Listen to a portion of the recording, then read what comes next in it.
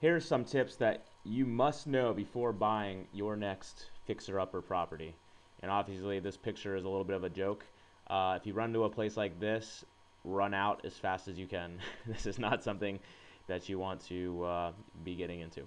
Number one, location, location, location. I know you've heard it before, but this is absolutely key when purchasing a fixer-upper. The last thing you want to do is get something from, say, a tax sale or even auction or whatever, not really knowing anything about the neighborhood, going in and making the changes, making great updates to the property, and the house can sell for less than you put into it. Or you're sitting on a property for years at a time, and then eventually you even can go into foreclosure because this is an investment that you can either rent or sell, and I've seen it happen to people before. So make sure you know your location, and it's a good location, somewhere that you can really turn that property around and sell it or rent it out for a good price.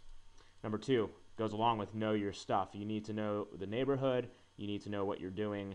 If this is your first investment, strongly recommend not doing what I call a retail flip, which is fixing up the property and then trying to sell that. You could always rent it out if you want to, but it is an advanced strategy. There is a lot that goes into it. It's not like watching flip this house and then finding it just doesn't work that way. There's a lot more that goes along to it. It's not all the glamour of fixing up a property and making a lot of money. You can, but you need to really evaluate what you're purchasing and making the right decisions. Number three, consider the time and the cost associated with the rehab.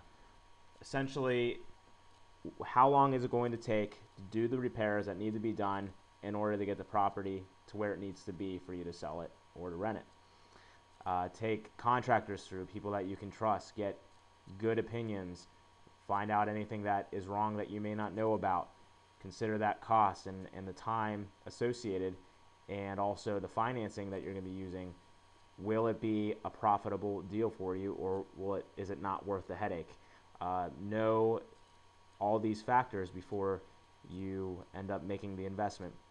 And finally, that goes right along with what are your financing options. You need to make sure that you have good lenders in place and people that are willing to loan to you. You might have to do some type of hard money loan where it has high interest rates, balloon payments, and points and everything associated with that. So you don't want to hold on to that financing for too long. You want to be able to refinance, sell the property, or get out from underneath that.